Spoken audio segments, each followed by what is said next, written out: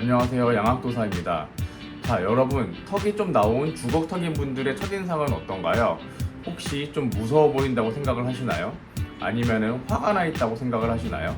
자, 많은 사람들이 주걱턱이 좀 무서워 보인다고 생각을 하고 있습니다. 그리고 주걱턱인 분들도 자신의 얼굴이 좀 화가 나 보여서, 그리고 무서워 보여서, 혹은 인상이 좀 어두워 보여서 양악수술을 받고 싶어 합니다. 자, 우리는 왜 주걱턱인 분들을 이렇게 생각을 하게 됐을까요? 물론 지금 말씀드리는 거는 어디까지나 그렇게 보인다는 거지 실제로 그렇다는 말은 절대로 아니에요. 제가 그래도 여러분들보다는 좀 많은 주걱턱인 분들을 만나봤잖아요. 그런 입장에서 볼 때는 절대로 안 그렇더라고요. 하지만 첫인상이 중요하다는 거는 누구나 다 알고 있어요. 이거를 우리가 뭐 관상이라는 말로 표현을 하기도 하지만 동서양을 막론하고 우리는 생각보다 사람의 얼굴 생김새에 대해서 막연한 선입견 같은 걸 많이 갖고 있습니다. 저의 경우만 보더라도 제 눈을 보고서 제 눈이 뭐 무섭게 생겼다, 그리고 좀 찢어졌다 그래가지고 그래서 저를 무섭다고 피하고 말을 잘 안 거는 분들도 계셨었어요. 하지만 저는 당연히 무서운 사람이 아닙니다. 자, 어쨌든 우리는 첫인상을 굉장히 중요하게 생각하고, 그리고 각종 SNS만 보더라도 굉장히 비주얼에 집착을 하고 있죠. 그러니까 주걱턱인 분들은 어찌 보면은 사회적 인식에 의해서 좀 피해를 받고 있다, 이렇게 이야기할 수도 있을 것 같아요. 이게 사람에 따라서는 되게 심각한 문제가 되기도 합니다.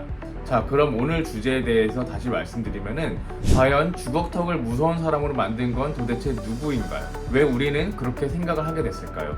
그냥 본능적인 거라고 이야기할 수 있을까요? 저는 이렇게 우리가 생각을 하게 된 배경에 문화적, 사회적 배경이 약간 영향을 미쳤다, 이렇게 생각을 하고 있습니다. 물론 다양한 영향 요소가 있겠지만 그 중에 한 부분에 대해서 오늘 설명을 드리려고 해요. 먼저 여러분들이 보면은 누구나 다 아실 만한 캐릭터를 쭉 보여드리도록 할게요. 자, 이 캐릭터들을 보시면은 모두 턱이 좀 나와 있는 모습을 하고 있습니다. 그리고 그 특징을 좀 보면은 대부분 극 중에서 좀 무서운, 힘이 센, 강한 인물이지만 약간 미련하기도 하고 의리가 좀 있어 보이기도 하고 그런 캐릭터들이죠. 그래서 처음에는 사람들에게 오해를 받는데 알고 보면 선한 인물인 경우가 많습니다. 약간 반전의 매력이 있는 그런 캐릭터로도 많이 묘사가 되고 있죠. 그리고 또 다른 부류의 주걱턱 캐릭터들이 있는데 이 캐릭터들은 무서워 보이는데 실제로도 무서운 캐릭터예요. 그 인물들도 한번 보여드릴게요. 자, 보시면은 앞에 나열했던 선한 주걱턱 캐릭터들과 비교할 때 좀 다르게 생겼죠. 그래서 턱이 좀 길고 뾰족한 주걱턱을 가지고 있어요. 즉, 비교를 해보자면은 약간 넓고 튼튼한 주걱턱을 가지고 있는 인물은 의리 있고 선한 인물, 그리고 길고 뾰족한 주걱턱을 가지고 있으면 교활하고 악한 인물, 이렇게 공식이 형성이 돼요. 그런데 일단 둘 다 공통점은 힘이 세고 그리고 파워를 가지고 있다, 이렇게 이야기를 할 수 있겠어요. 그러니까 둘 다 좀 강하고 무서울 수 있는 그런 인물이다, 이렇게 정리할 수 있는데요. 그런데 우리가 이 애니메이션들을 보는 게 언제 처음 보죠? 대부분 굉장히 어린 나이에 보죠.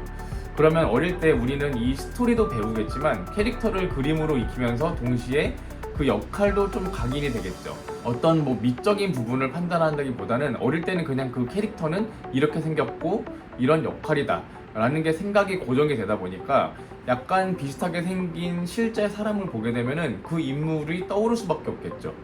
그리고 또 한편으로는 이런 극에서도 정의롭고 굉장히 잘생기고 막 이쁘고, 그래서 공주님이나 아니면 왕자님, 기사, 의로운 사람, 이런 사람들의 생김새를 보면은 대부분 굉장히 정상적인 턱을 가지고 있어요. 그래서 어린 아이들은 다 같이 뭐 이쁘고 잘생기면 좋겠지만 그렇지 못한 친구들이 있을 때 약간 많이 친구들한테 놀림도 받고 기분 나쁜 별명도 생기고 그런 거죠. 사실 이 주걱턱이라는 단어 자체도 약간 놀리는 뉘앙스를 가지고 있어가지고 좋은 단어는 아니라고 생각을 하고 있습니다. 자, 이쯤 되면은 거의 주걱턱인 분들이 디즈니사에 소송도 걸 수 있지 않을까, 저는 이렇게 생각을 해봤는데요. 이미 많이 알려진 작품들이 전 세계 아이들이 아직도 보고 있고 대부분 굉장히 어릴 때 처음 접하는 작품들이다 보니까 그로 인한 문화적 고정관념이 형성되는 걸 완전히 막을 수는 없다고 보입니다. 또 처음에도 말씀드렸지만 우리가 디즈니만 보는 것도 아니고 당연히 훨씬 많은 문화적 경험과 교육을 평생 동안 받아오기 때문에 그 영향만 있다, 이렇게 단적으로 말씀드릴 수 있는 거는 당연히 아니에요.